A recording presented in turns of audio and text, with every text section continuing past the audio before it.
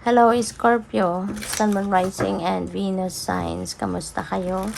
Sana po'y nasa mabuti kayong kalagayan. Welcome back po sa Star Tarot. At kung bago kayo dito, welcome din po kayo. Please subscribe, like, share my videos, and leave me a comment po kung nakaresonate po kayo. So, you are stronger than you know. Okay? Akala mo lang siguro mahina ka. Akala mo weakling ka. But hindi. Marirealize mo to. No? May mga sitwasyon dito siguro na pa pwedeng dumating, ma-encounter ninyo na mapapatunayan din nyo na, oh my God, kaya ko din pala to. Diba? Matibay din pala ang dibdib ko. You will realize na hindi ko alam na I'm also a toughy cookie. Diba? At kaya ko din pala harapin ang ganitong klaseng sitwasyon. So, there will be a realization, no? Na kaya mo. Kakayanin mo kahit ano. Alright? So, be true to you. Be honest, Scorpio. Baka sobrang mabait ka. At minsan, kahit hindi mo gusto, para lang na mapagbigyan mo yung iba, para ma-please mo yung iba, naaawa ka, kaya iba yung sinasabi mo, iba yung ginagawa mo kaysa sa nararamdaman mo talaga, 'di ba? You are not expressing, no, kung ano talagang isip o ano talagang iniisip mo, ano yung nararamdaman mo.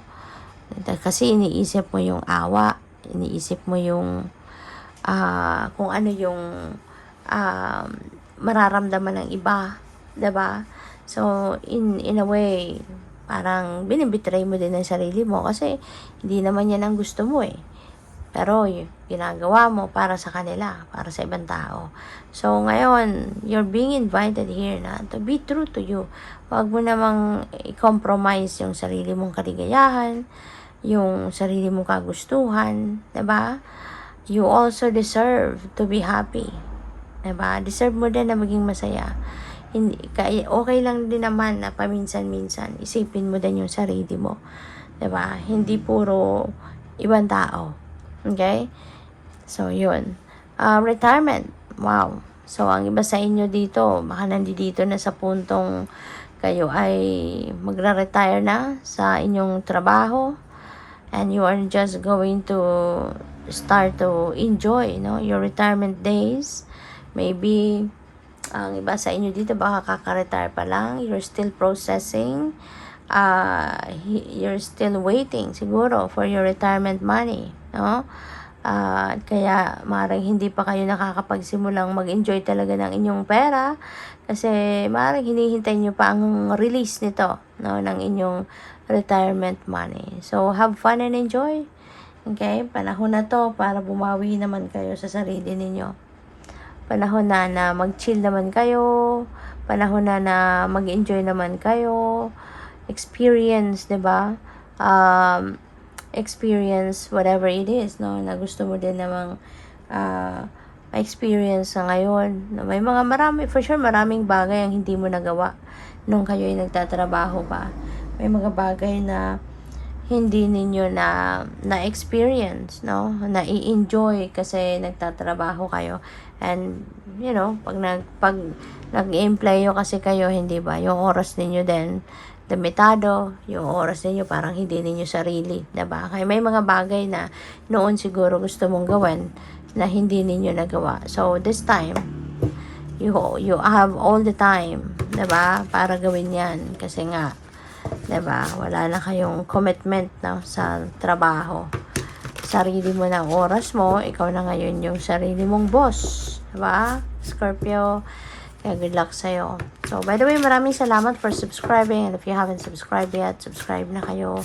And also, maraming salamat din for not skipping the ads. Malaking bagay po yan sa akin. And also, please click the join button sa baba ng video kung gusto po ninyo na mag-join kayo sa membership. Salamat! So, we have Page of Inspiration and Five of Emotions. Si Page of Inspiration, ano to, balita, no? Merong mga news, information na po pwedeng dadating and that could be related to something, no? Na pwedeng opportunity ito wherein magagamit mo na or may express mo na dito yung passion mo, pwedeng magamit mo na dito yung mga talents mo, 'di ba? So sakto 'yan kasi pwedeng syempre kunyari for some of you lang no na nakapag-retire na kayo sa trabaho, baka merong opportunity dito na sa ngayon yung kung ano naman yung interest ninyo, pwedeng this time, ito naman yung pagkaabalahan ninyo, ito naman yung magagawa ninyo. So, pwede rin, no, na baka ang opportunity na to, pwedeng maging negosyo ninyo, yung kung ano man ang talent ninyo, pwedeng maging negosyo ninyo yan, or pwedeng, baka meron dito mga part-time, kunyari, na trabaho, part-time jobs, na pwedeng doon ninyo sa trabaho yun, magagawa ninyo, no, yung passion ninyo, magagawa ninyo yung talent ninyo, you know, so possible yan sa ngayon. So we have 5 of emotions.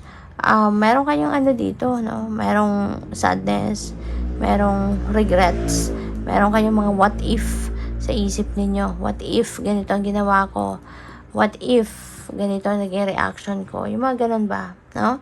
So maaring yan ang mga iniisip ng iba sa inyo sa ngayon. Meron kayong mga panghihinayang, pero kung ano man ito na pinaghihinayangan ninyo, sana wag na ninyong isipin na ganun, kasi diba, kung ano mga bagay na talagang hindi dumating, inaasahan mo kunyari, you've been expecting for it, pero hindi nangyari, and it could be because it's not meant for you. Diba? Maaring hindi yun meant for you at all, or maybe hindi yun meant for you right now. Diba? So, pwedeng ganon. Otherwise, isipin mo na lang kung talagang yan ay para sa'yo. Kung yan ay talagang best para sa'yo, makakatulong sa'yo, makakabuti sa'yo. Hindi hahayaan ng universe na lumagpas yan sa'yo. Diba? Bibigay yan sa'yo. Kasi yan ang deserve mo. Yan ay para sa'yo talaga. Diba? Pero the fact na hindi nangyari, hindi nag-come to fruition, hindi dumating, isa lang ibig sabihin yan. Hindi yan ang para sa'yo. Diba? Kaya wag mo nang ikalungkot, wag mo nang isipin yon. Ang maganda, kung anong meron ka sa ngayon, kung ano ang whatever is there, right in front of you, then doon ka na lang mag-focus. No? Doon ka na lang, yun na lang ang pagkaabalahan ninyo. Yun ang gawa ninyo ng paraan, yun ang gamitin ninyo para masenso ka, mag-prosper ka, or whatsoever. Kasi yun ang nandyan. Huwag mo nang hanapin kung ano yung wala. Diba? Don't dwell on what you don't have. Okay?